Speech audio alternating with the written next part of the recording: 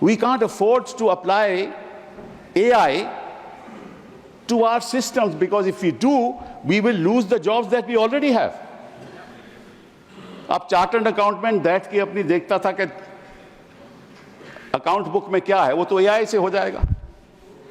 हमारे law clerks research करते थे कि ये जजमेंट्स क्या हैं, वो सब एआई से हो जाएंगे। और जो सॉफ्टवेयर टेक्नोलॉजिस्ट थे, उनके कई सॉल्यूशंस एआई से निकल आएंगे। And the result will be that where we have jobs, we will lose jobs. But at the same time, we need AI because we can't be competitive in the world. So what's the vision of this government qua AI? All that the finance minister said was that we are going to set up 100 centers of artificial intelligence. Well, first understand what artificial intelligence is and what it can do. And in the economic survey, the economic advisor has said that as far as artificial intelligence is concerned, it can only work in certain sectors of the economy. It won't work in rural India. That's his suggestion. Nothing about it. That's one aspect that I wanted to mention to you. Kapil Sibal. I thank the chair for giving me this opportunity to place my thoughts on the budget of 25-26. Sir, when a new government comes to power, naturally the people of India expect that government to give us a vision of what it intends to do in the next 5 years. This government has already had 10 years, and the delivery mechanism has been both slow and inconsistent. But we were hoping that after the 8th budget of the finance minister, we'll get some vision as to what the government intends to do. First of all, before you do that, you have to identify कि हमारे सामने चुनौतियां हैं क्या, तभी हम तय कर पाएंगे कि आगे हमें करना क्या है। अब इस देश में सबसे बड़ी चुनौती, जो मेरे हिसाब से, मैं गलत भी हो सकता हूं, इस देश से सबसे बड़ी चुनौती वो है कि हमें अपने बच्चों को शिक्षित करना है। जब तक शिक्षित बच्चे मेन स्ट्रीम में नहीं आएंगे और उनको क्वालिटी एजुकेशन नहीं मिलेगी, तब तक भारत कभी विकसित हो ही नहीं सकता। विकसित भारत का मतलब शिक्षित भारत। अब मैं आंकड़ों में नहीं जाऊंगा, लेकिन इतना जरूर कहूंगा कि इस बजट में उन्होंने 7% बढ़ोतरी की है एजुकेशन सेक्टर में। अब हिंदुस्तान की व्यवस्था आप देखो कि लगभग बच्चे, युवा सब देहात में रहते हैं, और जो भी एजुकेशन की समस्या है, कुछ अर्बन सेंटर्स में तो अच्छी समस्या है, बट आम जनता को एजुकेशन क्वालिटी मिलती ही नहीं। आपको मालूम है कि असर रिपोर्ट का ये रहा, उन्होंने कहा कि भाई जो 5वीं के बच्चे हैं वो दूसरी क्लास के सबक नहीं पढ़ सकते, मैथ्स नहीं कर सकते। चलिए उस बात को छोड़िए, इस बात को आप छोड़िए, इस बात को आप छोड़िए। So the fact of the matter is that we need to have a plan as to how to make our children educated. If you really look back at the history of the world, and especially the European powers, when the Industrial Revolution happened in 1750, two things happened. One was universal education. The second was technology. That's how the empires ruled upon us. When China became the power that it is, the first thing that China did was universal education. Today, we have not even attained the goal of universal education. Forget about quality education. So if you don't have universal education, if you don't have quality education, तो आप बच्चों की skills कहाँ से develop करोगे? पहली बात तो ये। दूसरी बात कि 21वीं सदी में जो skills हमें चाहिए, वो 20वीं सदी में नहीं थी। आज के दिन चैट जीपीटी, आज के दिन deep seek is a new technological revolution that is taking place in the world. उसमें हम कहाँ हैं? What plans do we have for the future? We expected the finance minister to tell us. What do we intend to do to deal with these challenges? We can't afford to apply AI to our systems, because if we do, we will lose the jobs that we already have. अब chartered accountant बैठ के अपनी देखता था कि account book में क्या है, वो तो एआई से हो जाएगा। हमारे लॉ क्लर्क्स रिसर्च करते थे कि ये जजमेंट्स क्या हैं, वो सब एआई से हो जाएंगे। और जो सॉफ्टवेयर टेक्नोलॉजिस्ट थे, उनके कई सॉल्यूशंस एआई से निकल आएंगे। And the result will be that where we have jobs, we will lose jobs. But at the same time, we need AI because we can't be competitive in the world. So what's the vision of this government qua AI? All that the finance minister said was that we are going to set up 100 centers of artificial intelligence. Well, first understand what artificial intelligence is and what it can do. And in the economic survey, the economic advisor has said that as far as artificial intelligence is concerned, it can only work in certain sectors of the economy. It won't work in rural India. That's his suggestion. Nothing about it. That's one aspect that I wanted to mention to you. The second is health, because the best investment that can produce the maximum results is investment in human capital. I talked about education. Now I want to talk about health. आपको health sector में आपको investment ज़्यादा करनी चाहिए। क्यों? क्योंकि जब तक बच्चा जो है शिक्षित नहीं होगा, उसका स्वास्थ्य ठीक नहीं होगा, वो कभी अपने आप को एम्पावर कर ही नहीं सकता। अब इसमें मैं आपको थोड़े से आंकड़े बताना चाहता हूँ। The fact of the matter is that 38% of children in this country that are born are stunted. 21% of the children born in this country are wasted. And 53% of the women in this country are anemic. How will you get children who you will empower if the health sector is not if you do not invest in the health sector? And there's a 9% increase in the budget in the health sector.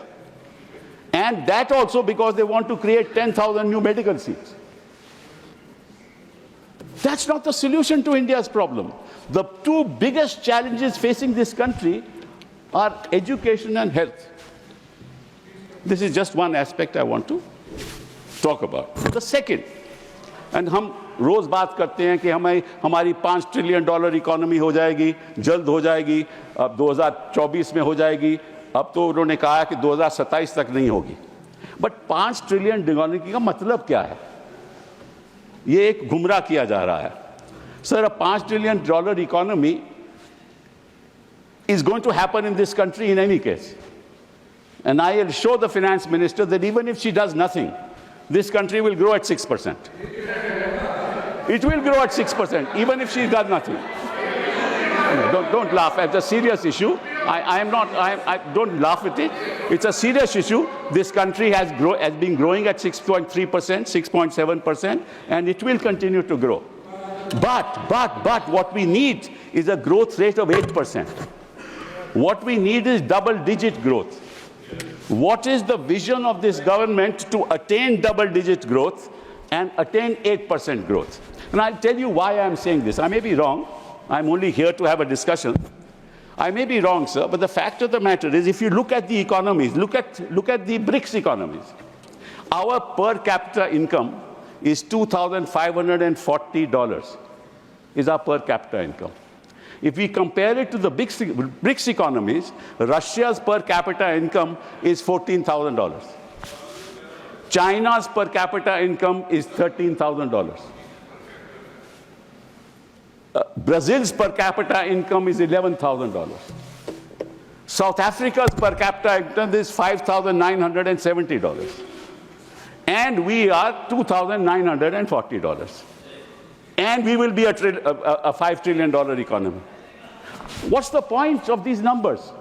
That's why I was saying that with the growth of 6%, you will reach there, and you will reach there in 2027. I'll congratulate the finance minister. But how do you empower the young? How do you make the per capita income in this country $14,000, $13,000, $10,000? You have no vision for it. That's really the point that needs to be looked at and discussed on the floor of this House. Let me, sir, tell you another thing, which is even more important. And that is, sir, that we have certain external challenges that we'll have to face. You just saw Trump has announced that there's going to be a tariff on steel imports. Luckily, we don't export too much of steel. But the fact of the matter is that while the Prime Minister is going to America and will certainly have a dialogue with Trump, there are some imponderables that may happen in the course of time, and as a country we have to be prepared for it. Assuming that you impose a 5 or 10% tariff on software exports. I'm just giving an example. What's the consequence of that on our software industry? Phenomenal. We'll be non-competitive. How do we deal with that problem? Now, these are the issues that I expected the finance minister to deal with in the course of our budget presentation. But we're talking about allocations today. What did the economic advisor in the survey say, sir? I'll just point that out. He said, roll back regulations. Do you see a bit of that in this budget? No rollback of regulation. He said, get out of the way. But you're coming in the way. You're always in the way. Then he said, change your operating procedures. What are these operating procedures? In India, the operating procedures, I'm not saying this. It's in the economic survey that a person is proved guilty, is guilty till he is proved innocent. That's what the economic survey says. I don't say it. He said, change that. Change that to what? That a person is innocent till he is proved guilty. Why has the economic advisor said this to you? Because he knows that the kind of principles that you are following, our big industry is running away. Our high net worth individuals are leaving this country because when you proceed against them, you proceed on the basis that you are guilty till you are proved innocent. Yes. That's a very dangerous trend that is happening in this country. Then, sir, he also said, make our economy competitive and innovative. Now, how do you make your economy competitive? If most of your people in this country are involved in agriculture, and you have a dream of making India a manufacturing economy, and you have proclaimed that we'll contribute, the manufacturing economy will contribute 25% of the GDP. The fact of the matter is that whereas it was 16% of the GDP earlier, it has come down to 15%. 12.9%, my learned friend corrects me. In other words, your manufacturing, the GDP has decreased. Now, if you do not become a manufacturing economy, how will you become competitive? And what has the finance minister said about the budget on that? Nothing. How do you become innovative? You only become innovative if you put money into R&D. The money that is put into R&D in US is $650 billion a year. In China, it's $500 billion a year.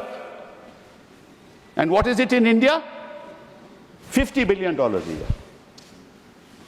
Unless you invest in R&D, you won't create. Sir, I just want to give you an example. Take this mobile phone. Now, this mobile phone, actually the hardware is in somebody else's hands, it's Europeans' hands. The software solutions are produced by us. Now, the software is sold to the owners of hardware. So that software ownership goes to the hardware company. And then that company allows you to use the phone and charges you for the software. That's what it is. They give you a license fee. All right, you're using my phone, you pay this much. This is what is happening. Sir, I was Minister for Telecom.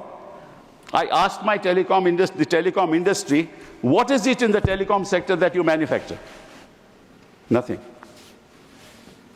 They're service provider. They don't manufacture anything. Your routers, everything is manufactured from abroad. How are you going to become competitive? What's the vision of this government? What's the vision of this government in the finance bill, in this budget, as to how we'll compete with the rest of the world? This is a very serious issue, sir. Now I'll tell you, sir, there's another thing that I want to mention. That is that he said that now we have to deal with domestic growth. Don't rely on growth through your external exports, because you need to give more money into the hands of the people of this country. And on that, sir, I just want to point out very, very interesting data that, in fact, sir, there are about 8.09 crores in this country people who pay income tax. Of those 8.9 crore people, about 4.9 crore actually pay tax, or zero tax. And you are left with 3.19 crore people who actually pay tax. So with 140 crore people in this country, 3.19 crore people pay tax. So give me a few minutes more. Few minutes. Just 3.19 crore people pay tax. Please now, of the 3.19 crore, that is 2.2% population of this country. So you can have two inferences on that. एक तो कि कई लोग tax ही नहीं देते, तो पकड़िए फिर उनको, और उनके पास इतना पैसा है ही नहीं कि वो टैक्स दें, तो उनके हाथों में पैसा दीजिए. आपने दोनों चीजें नहीं की. और reality है, sir, that 50% of income group spend of income. Thank you, sir. But 2 minutes. Just 2 minutes, sir. 1 minute. 1 minute. Okay, fine. There's a report of 2023 Oxfam report which says survival of the richest, the India story. What does it say? The bottom 50% of income group spends a higher percentage of their income on indirect taxes than the 40% and the top 10% combined. The bottom 50% of the population at an all-India level pays 6 times more indirect taxation as a percentage of income compared to the top 10%. And what do you do? What have you done? You have not given any money to the bottom 50% of the people. So, sir, I'll just conclude now by saying only one thing. Don't sell dreams. Give us a dream. Mr. Chidambaram gave it. Give it to us. We want a dream budget. Thank you. We want India to move forward. We will all support you if you have a vision as to when India and how India will move forward. Thank you. And we all hope that that dream budget will come. Thank you. News nation अब WhatsApp पर खबरों के ताजा update के लिए news nation के इस QR code को स्कैन करें.